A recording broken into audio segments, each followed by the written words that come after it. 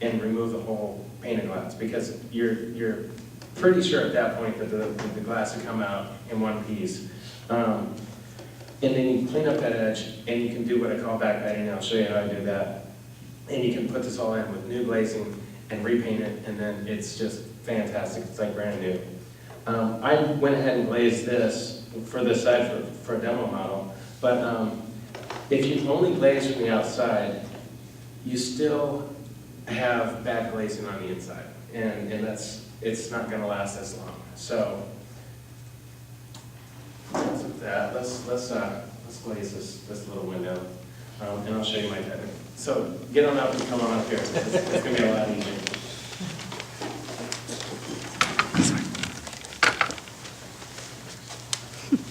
So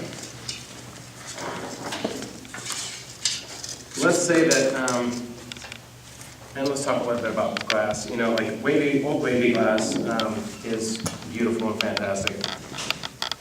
If you have your old glass and you can put it back in, that's great. If you have cracked glass or something like that and you don't really care that much about the old wavy glass, you can just make sure you buy single strength glass, just regular single strength glass. It's going to be the right weight and it's going to fit and look right. This is actually restoration glass from the project at Suttersport, and it's expensive. It's nice.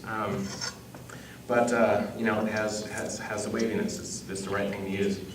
That's all I had, so that's why I brought it. Although the one thing I didn't bring, I'm gonna have to wing it. I brought that. For cutting glass, if you go to Ace Hardware, Home Depot, I'm talking a lot of smack about Home Depot these days, but don't buy the cheap glass cutter. Just remember, you're saving a lot of money by doing this work yourself. Buy a really good glass cutter. You know, they cost like $50 to $100, but they're carbide tipped, and you have much more success, and you don't fight it as much. It's just the way to go. So this is, I think this was like a $75 one. It's nice. You want to keep it in oil. And I think they sell glass cutting oil, and it's probably expensive. I've heard you can use 3-in-1 household oil. That's what I have in there, and it works just fine. So when you measure over, like how far you want to come, I usually just measure over and take a Sharpie, make my line, and then what I do is I kind of look at the tip of the cutter, and I'll move this to approximately where that line is. And the idea is, you don't want it to fit perfect, because that assumes that this is perfectly square, and the world isn't perfectly square. So if you have like a 32nd to a 16th of an inch around, then you can move it and it's more likely to fit. And it's a lot easier to work with. So when you cut with these cutters, you want to make sure that you hear the sound continuously. If it doesn't squirt continuously, you're likely to get a crack, and it does happen. And it's another thing, like, glass cracks, and you can't win them all. So just can't get too mad when that happens. But so it seemed pretty good, and then I just snap it off like that.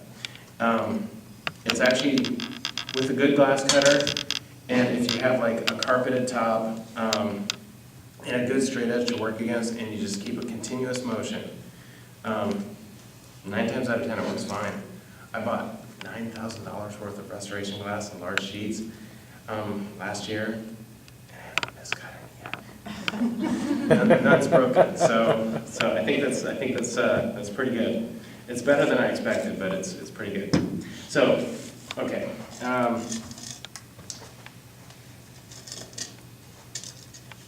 Show you what I do here. The inside track, inside rabbit, whatever you want to call it. Sometimes people prime that. This company even says to prime that. You don't prime it. And I don't know why they even advertise that, because What you want to do is you want to put linseed oil on the inside, because linseed oil is going to soak into the wood, and linseed oil is what this has in it. So you have a more continuous thing that's soaked into the wood and it bonds all the way. My theory is that if you prime this, I've actually seen this on some windows, and then once you glaze it, it doesn't really bond with the wood, and it's more likely to pop off after 50 years. So you want to keep that bond the best you can. What do you do if that track, that rabbet isn't perfect through all of the joints? If this isn't, So we railed the style, it's got a little, like a little wonkiness, yeah, a little. I'll try to clean it up, you know, like, try to like take the chisel and just try to like, you know, make it to where it's like pretty good. It doesn't need to be perfect, and this back bending thing kind of tells you why it doesn't need to be perfect. What kind of wood is that? This is magic wood. This is old growth redwood, reclaimed from like a railroad trestle up in the Sierra. We have mountains of this stuff in our yards that nobody's supposed to know about, and that only the restoration people kind of like use for. We did stuff at the Stanford Mansion. We use this kind of wood. It has like a 7% moisture content. It's dry. The grain is tight. It's clear, straight. It's fantastic. So anyway, I use it for projects like at Sutter Sport when I did those windows because it's the right thing to use. But what's interesting is all of the rest of the windows were redwood, so I used this old redwood to make those windows. But for the Stanford Mansion, I'm using old Doug fir because the other windows were Doug fir. So I'm trying to keep it consistent. Even though I had to use new wood for that, I use old wood for this. This is called back bedding. A lot of people don't know about this, but it's really, really important. If you go to a glass company, oftentimes they'll just put a bed of silicone in here, pop the glass in, and glaze it. I'm too much of a traditionalist. I can't do that. I like the idea of having the same material all the way around and not try to introduce more materials. Just take it and make it like that. I think this is one where I can just explain more visually than talking about it. This is inside the window. This is inside, yep. How do you know how thick it's supposed to be? This is way thicker than I need, but if you try to go thinner, when you put the glass in, sometimes it doesn't go all the way around, and it's frustrating. So I'd rather have like too much and clean it up, and I'll show you what I do, and it's not that big of a deal. Isn't that the outside of the window? Yeah, Oh, okay. you'll see. No, she said, isn't that inside, and you said, Yeah, because, that's outside. yeah. The glaze is on the outside, right? Yeah. Oh, great, okay. It's facing up is out. Yeah, Up is the exterior of the house. Yeah. yeah. Yeah. But before you put it in the window. A little bit about glazing compound. DAP 33, you can get it anywhere. You can get it at Home Depot or Ace. During our window workshop, and I'm sure on the East Coast, a lot of people have different opinions about different glazing compounds and traditional stuff and right mixture and all that kind of stuff. I really think you're splitting hairs at that point. And that's me thinking you're splitting hairs. This stuff works fine. If you maintain it, it works fine. You can get it everywhere, and I just don't fight it. It works. The thing that's tricky about it though is you buy a batch in the middle of summer and it's super oily and runny and it's hard to work with. You buy a batch in the middle of winter when it's cold and it's super stiff and hard to work with. You always want to knead it, like get it kind of to room temperature, a little bit warmer with your hands. That's kind of why I work it like this. It just makes it a lot easier to work with. I started out with that, and I live on the coast, and I couldn't get it like a skin on it for 2.5, 3 months, and so I switched to the Sarco. Oh, and then okay. That sealed up in 4 or 5 days, because I say I don't fight it because I live in Sacramento, and in summertime, you put it out and like 5 days later it's skinned over. it It's really fantastic. took almost 3 months to just get it where I could, I'm not surprised. I've done some jobs in winter where I'm like, wow, it still hasn't skinned over. yeah. Which we'll talk about what that means and all that sort of thing, so just try to get that in the center and not too close to any one edge because I want it to wrap all the way around, ideally. And then you want This is a small window, so it's pretty forgiving, but as you're doing a larger window, you gotta be really careful about your pressure. You always wanna keep the pressure on the sides. You don't wanna press in the center, because that'll crack it. But you also want it to be even, so I'll just keep putting a little bit of pressure and just keep going around it. And eventually, it doesn't have to completely bottom out, but you want it to get close. And you'll just get a feel for like, if it seems about right.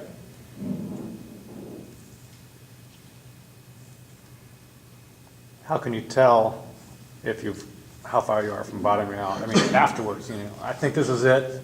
If it's pretty consistent, and it looks pretty consistent, if you have one edge just like really close to the top and the other edge is down, you know that you're not Okay. pretty even. So this is looking pretty even. I like it. So these are glazing points. There are a couple different styles. There are some that are just triangles and they're harder to use. You can get these at Ace or Home Depot or anywhere. They're great. They're cheap. And they have a little edge on them, which is just like really easy to put them in. The one tricky thing is you want to make sure that this goes in straight. If you're going in at too much of an angle, you could get a little crack, and that's frustrating at this point. So just kind of, with your putty knife, just kind of wiggle it in there. And then those little tabs will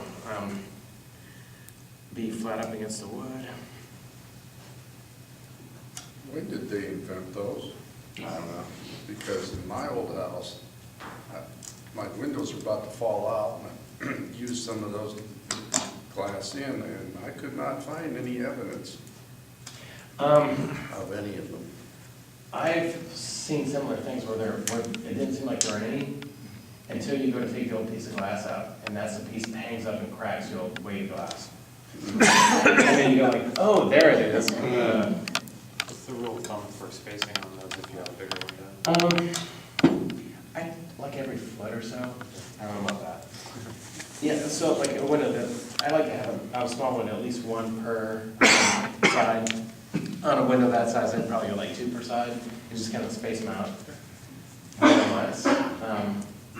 That works for me, but I'm an art guy, not a math guy, so I don't measure it. So that's the inside. And you just take your putty knife, and this is kind of an important thing too, because I made this mistake. I made all these mistakes. Where you go to clean it up before you put the points in, and then the glass falls out. And usually breaks. So you feel really dumb when that kind of stuff happens. So you learn, like, okay, put the points in and then clean this up.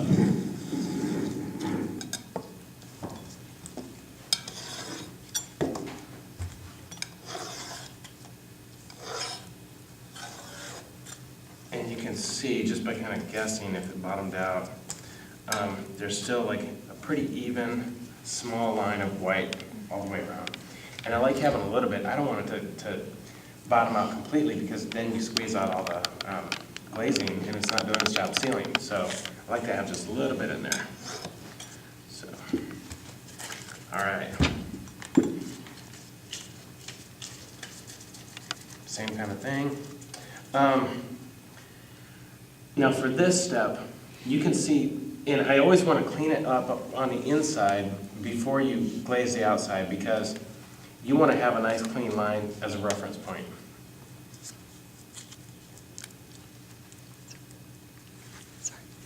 Thanks.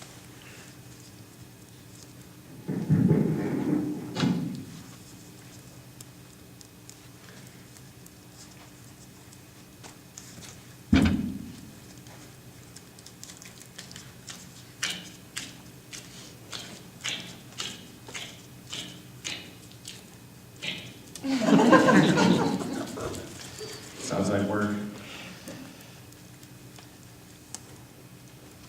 And I can feel, because I've used this stuff so much, that it feels a little stiff. So that might fight me a little bit when I glaze it, but I think it'll work okay. Okay, so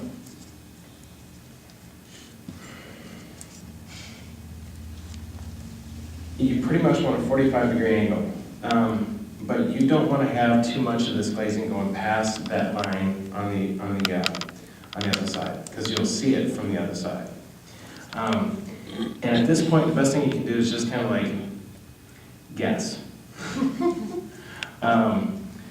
And if you think 45-degree thoughts, and you want to have this edge up against the glass and this edge resting against that edge there, and that's why you really want that clean, because you're putting pressure on it to get a nice clean line.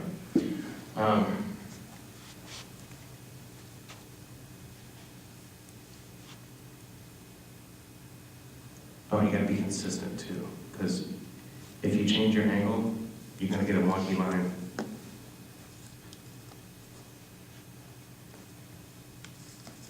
I think, and you can obsess over this as much as you want, but it's a little bit too fat. So the good thing is that you can just do it again. And this way you can make your line a little bit prettier too by adjusting when you need to. So what if you cut your glass too small and your points are still sticking out? Just recut your glass? Yes. Okay. No magic solution, huh? The glass stretcher. Use it. Yeah. And this is the thing that you have to, when I say you, I mean me, really keep in the back of your mind is, if you do it like this, and you have it up on the building, it's gonna look pretty damn good. It doesn't have to be perfect. You're staring at it and you're doing it, and you try to make it perfect. Just don't, it's gonna end up looking perfect. And for the corners, I'll just kind of go back and try to finesse them to where they're more or less 45. And I'll also kind of clean up my line, because, OCD.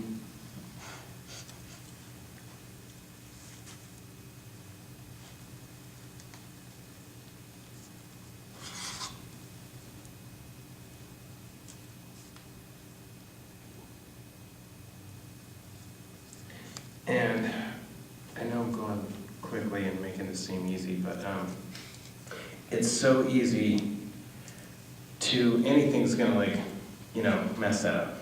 And it's just frustrating, so I always try to keep everything away from that, and I try not to touch it because it's so easy to mess that up. I found a really easy way to do it. Have my wife do it. Yeah, if you don't have the mindset for this kind of stuff, have somebody else do it, because this works with my neuroses pretty well, but like some people, they'd rather build big things with like big pieces of wood, and it's like, I can do this all day long because it works with my neuroses. We all have our tendencies for certain things.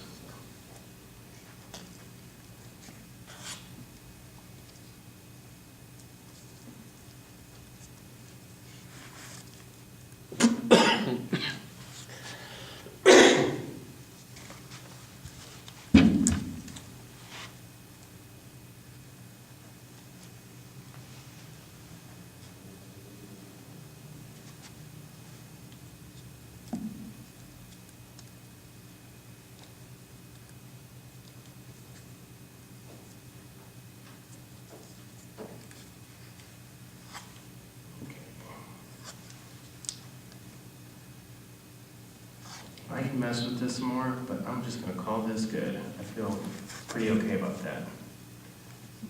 Is it possible to do this with the window still being on? Yes.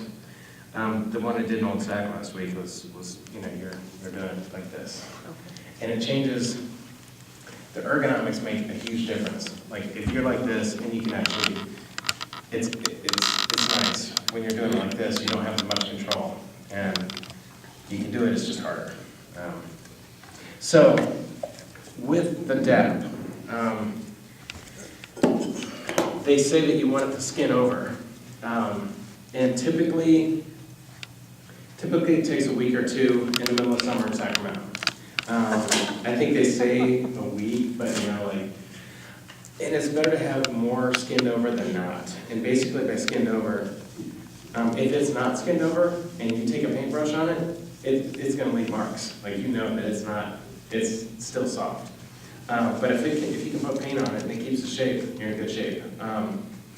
You have to use an oil-based primer when you prime this. You cannot prime that with any acrylic primer. You just can't. It will bubble up because this stuff is still releasing oils after it skins over, and it's not going to react. It's not going to work well with the acrylic primer. Because I'm a traditionalist, I like oil-based primers in general for most things. I think it bonds better with the wood, and it seals all those little layers of when you're messing with the old windows. And plus, you need to use it on that anyway. I would just put a high-quality oil-based primer on the whole shebang when you're done, and that's the best way to deal with it. So. If it doesn't get primed, it dries out, doesn't it? It dries out faster, it doesn't have protection, and it'll start cracking like fast, like in a year or two. So it lasts for a year. You know, I replaced a broken pane of glass for a friend a year ago, and then they sold the house, and it still hasn't been painted. And I don't think it ever will be, so I'm curious when I drive by to see what's going to happen. How's everybody doing? I have a question. So you don't glaze on the inside? Or do that, the 45-degree angle thing on the inside? No, because that's the rabbit. Yeah. Your profile basically looks like this, where you have this OG profile on the inside, and then you have this rabbit on the outside. And so you're filling that space up with your glazing. But you want the glazing to go all the way around, and that's why we cleaned up that inside edge. Is there any reason it would be on the inside? Because my windows have it on the inside, so that's why I'm asking. It shouldn't be. Okay. You might have some kind of weird issue with, somebody may have done something. They're The also- glass stretcher didn't work. Well, they're also double pane and they're old windows, so someone went in and, Did some stuff. yeah, I actually, somebody wanted me to help them fix their front window on their old house on K Street. I went over and looked at it, and there was a piece of wood on the tracks, and they cut down the window sashes. And I was like, I don't know what they did, but they covered something up, and I wouldn't want to take that piece of wood off because I don't know what I'd find. And since they've cut down window sashes, those window sashes already wouldn't work. Yeah, you already committed, yeah. So, I just told them, I'm like, I don't know what I'd run into. You might want to hire a cheaper contractor and get a cheaper job. You started to touch on it with the East Coast, because online you can see a lot of people arguing about like all back out of Europe, and then some of the old house purists all have their formulas for making their own. Yeah, exactly. But you found that that doesn't perform any better here in Sacramento or in this area? Well, I also look at it like, this stuff works fine, and if we're doing all these steps to this point and it works fine, then I don't need anything different. Because really what it comes down to after this is, I would argue more about like a high quality oil-based primer. That's what really matters. And really good paints. Like I even use oil-based paint on my window sashes at home because you can still buy it and you might as well, because it's more traditional and it's gonna hold up better. I care more about that stuff than the quality of this. This stuff seems fine. There might be better ones, but I don't know. I'm also not on the East Coast restoring, like they do hardcore restorations back there. I think if Sacramento, everybody just made their houses like more historically correct, we'd be in great shape. But you just don't see that, so. Does this take paint pretty well, Yeah, including the oil-based primer? It has to be oil-based primer, because, Yeah. Okay. to keep that sealed, yeah. Okay. You can go to Home Depot, you can buy like cover stain, which is pretty good. Sherwin-Williams had a really great oil-based primer that they discontinued, so I've been trying to buy up all the stock that they have whenever I can, because I don't know what's going to happen for situations like this in the future. That's just where we are in 2018. So, okay, so if you're still with me, I'm going to really nerd out on building window sashes, and if you care about those details, because at this point, if you have your glass fixed, your glazing fixed, and you got everything primed, and you paint it and you put it all back together, you're gonna be in fantastic shape with it all weather stripped. It's gonna be just wonderful for a long period of time. Where you have missing window sashes or something like that, you know, building of window sashes is a problematic thing because I don't know if a lot of people, there are different places that you can go to for different types of work, and I'm not really 100% sold on a lot of places. So I want to share that information with you so you know what I know, and then you can make your own opinions. Did you have a question? Do you paint the sash out of the frame or in the frame? Every situation is different. I love having these on a workbench and painting. If I can do that and not have to worry about an open window in my house, it's wonderful. That's not always the case. You do the best you can. It's gonna be a lot more beneficial for me to paint them outside of the window. So the sash is painted and the frames are linseed oil, and you don't have any problem with, okay. No, because Okay. at that point, they're just mechanical. They've got their own finish on each of their surfaces. They don't need to interact with each other. Okay. So, and, you know, with an oil-based primer and linseed oil, totally compatible, super traditional. You know, the only time you get into anything non-traditional is going with an acrylic paint. But acrylic paints are fine, but it's a mechanical surface at that point, so we'll just see how some of the new acrylic paints hold up. So I was told to stay like 3/8, a quarter inch away from the edge. So you have, like when he's talking about waxing it or the linseed oil for the smoothness, don't paint, yeah, right Right up against the, Right. where the party bead is. Yeah. You want to have, you can keep a little bit of the raw wood there. Yeah. And maybe just wax it. Also, when you paint this, in an ideal world, you get the glazing just a little bit on the inside of that edge.